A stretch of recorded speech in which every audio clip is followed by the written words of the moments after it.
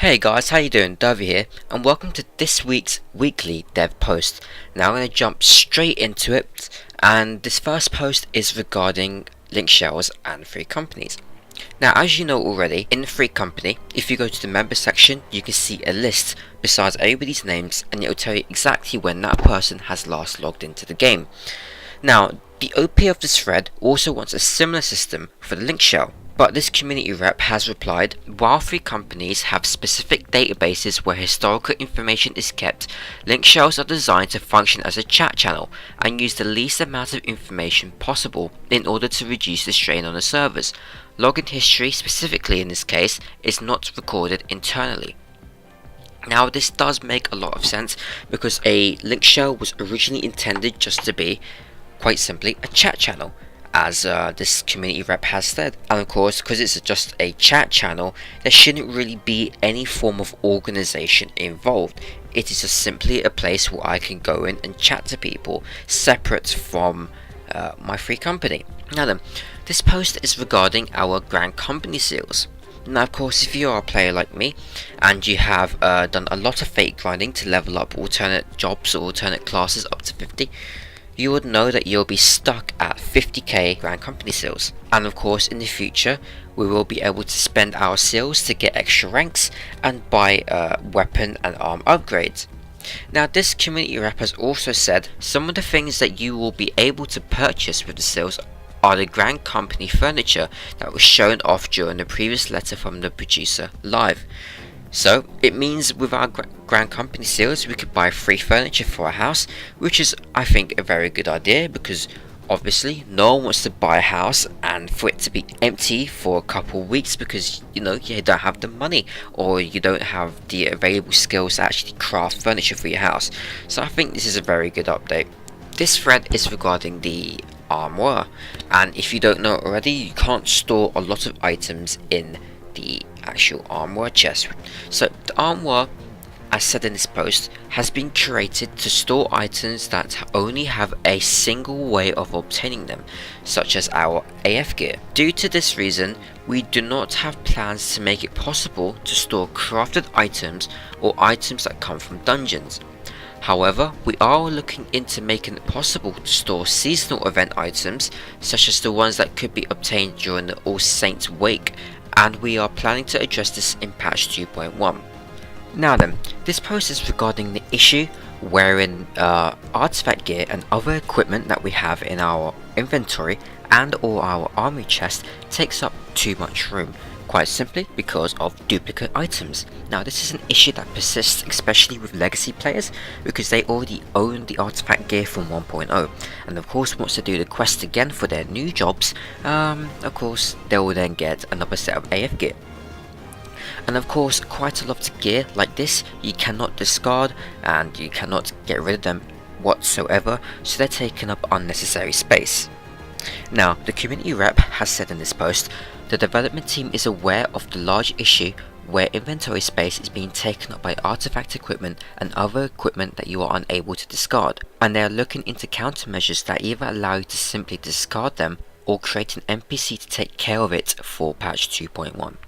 Now I think this is a very good idea. Of course my old artifact gear is a pile of shite and I will not be using it whatsoever. I have no use for it other than maybe put it on the mannequin dolls in the free company house, but other than that it takes up space and I don't really like it. So I'm glad that they're going to be implementing a feature like this in patch 2.1.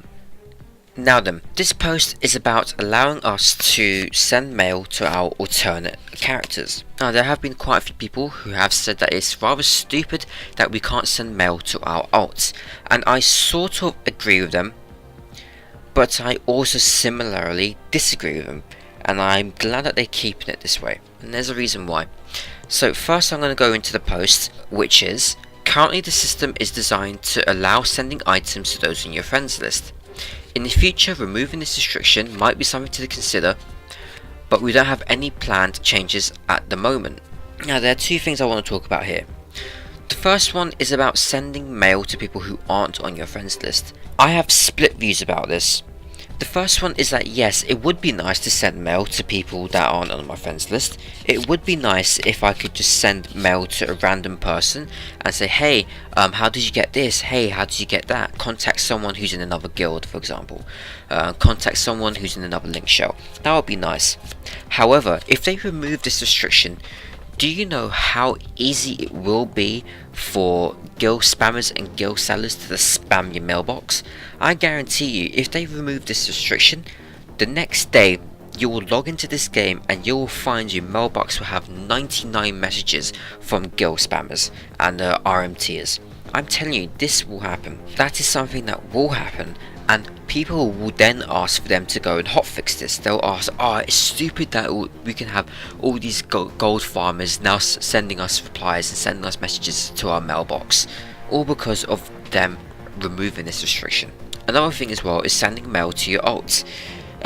This is a feature I believe that they haven't implemented, quite simply to combat RMT. In case you don't know how RMTs work, RMTers like to store all of their gil and all of their gold onto one character.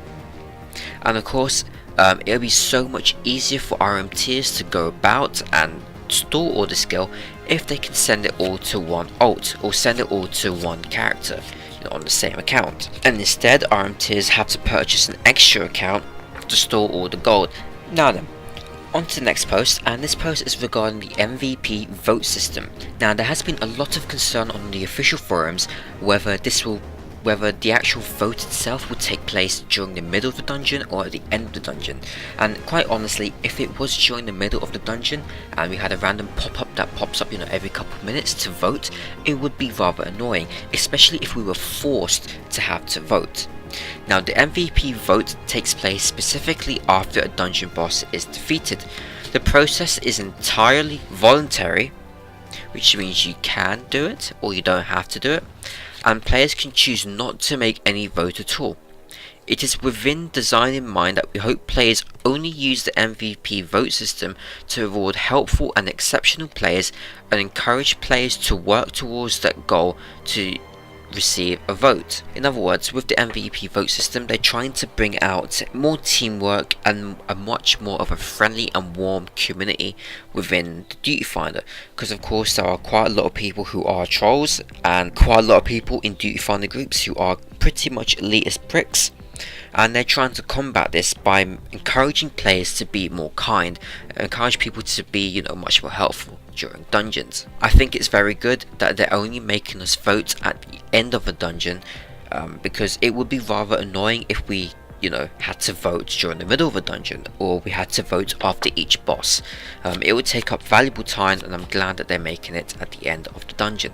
Next up is about the pet AI for the Scholar and the Summoner, and this community rep has said, in addition to macros, which will be addressed in patch 2.1, there have also been a lot of requests for asking for text commands for pet orders for both your choker companion and your pets, and you'll be happy to know that it will be adding this feature in patch 2.1 as well.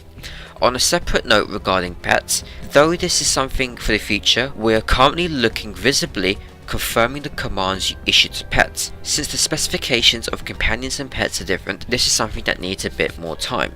Now the last line of this post is rather confusing to quite a lot of people, especially when they said that they're looking to make, our confirmation of our commands visible. And by visible, I believe they mean having our pets or our companions to have an emote or a form of animation once they have actually accepted our command towards them. So as an example, if we then decide to switch our chocobo from a tank stance to a healing stance, instead of it just simply switching to the new healing stance, it may just do a little sound and then flap its wings, or it may glow or something along those lines, just actually visibly confirm that, just so when we look at the screen and we click the button, we can actually see that the command has actually gone through to our pet, which I think is really cool. It just adds a bit more immersion to the game, really. That's all it is. It's all about immersion. And if I'm honest with you, this game does need a tiny bit more immersion, because it, there's quite a lot of things in this game that just really feel a bit dull and empty, and I hope over time they slowly do address this. Now this post is about background music looping. Now I'm also kind of annoyed at how the music is currently for dungeons, where for the first 30 seconds of a dungeon, for example, you have this amazing intro music, and then for the rest of the dungeon it's dull. It's rather boring, if I'm honest with you, with no music. So I'm glad that in 2.1 they will be making the background music for all of our dungeons loop, which I think is really cool. Really cool.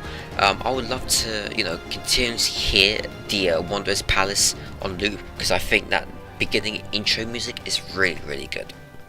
Now this post is about shards. Now of course, if you are a player and you have done botany and you have done mining, you'll know how ridiculous it is to actually go and get shards. Shards are level 1 recipes, they're level 1 items, and they're ridiculously hard to get even as a level 50 character. Quite simply because the wards that we have at level 50, botany or miner, are absolutely awful. For 400 GP we can only get 1 additional shard yield, which is dreadful. It's awful. It really needs to be boosted, and sometimes we can get the lucky node where we can get an additional yield each time we mine, which is quite rare, if I'm honest with you. The development team understands that the shard yield amount can be extremely delicate issue. They are carefully looking into whether they increase the amount of shards yielded and by how much they would increase it, as they give consideration into the economic effects. Looking at the current shard yield and the amount of shards used in recipes, we are currently looking into new methods of obtaining shards. However, we will not be making it so they simply drop from monsters. There have been some comments about the feature in 1.0 where you could break down the crystals and some clusters, but we do not have plans at the moment to implement this. The concern is that it will become too difficult to control the prices of individual shards if they can be produced from crystals and such. For example, in the future, if there are requests to increase the cluster yield, being able to break these down into shards would overflow the market, and as a result it becomes much easier to use these clusters, but the price of shards will drop. I do not believe they will come with an immediate response and an immediate fix to increase the yield that we get from actually mining shards. As you can see, they're very carefully taking into consideration the economic effects of what this could do to the shards and the prices of shards themselves. So now we have a lot more UI posts. This one is regarding the market boards. The search function isn't really that great in the market boards, there aren't enough categories. Community rep has said that they will be increasing the number of categories so that the search becomes easier. Now I think this is very good. Many a time I've been on the market boards and I've been trying to look for items, and the filtering isn't really the greatest thing ever. The filtering could be much better. It could be much better than it currently is, and I'm rather glad that they're going to be adding more categories. And unfortunately, they do not have any plans to expand this feature to support multiple item searches or an or search feature. I think that's very disappointing. They really need to allow us to have multiple searches. So this is one of our lovely long UI posts by Hiroshi Menagawa, and at the end we also have a little bit about Vanity Slots. Yay! Now there is sometimes issues where you are in a dungeon and you're trying to communicate with one of your party members. However, they are currently tabbed in a chat tab where they can't see any party messages and they can't see any says or shouts. So Hiroshi Menagawa has said that after patch 2.2 we are looking into the below additions when you receive a new message in a tab that is currently not displayed. To make it easier to know when you've received a message, make the hidden chat log tab flash. It will become much easier to realize someone sent a message. A setting so when there is a new chat message in a hidden tab, that tab is automatically switched to. Now I think this first line over here is what they really should go for. A system like this, where they said that we'll automatically switch to the tab where someone has just messaged us. I think that will cause a shitload of issues, especially if you have a separate tab just for your Linkshells and your free companies, and of course you then have your main tab, your general tab, which has all your shouts. And if you're in Mordono, you're going to be constantly switching over to the general tab. You know, you have a second where you can actually go and see what's actually being written in your free company tab. So I think the first option, where the tab will just flash, is the more appropriate thing that they should be doing.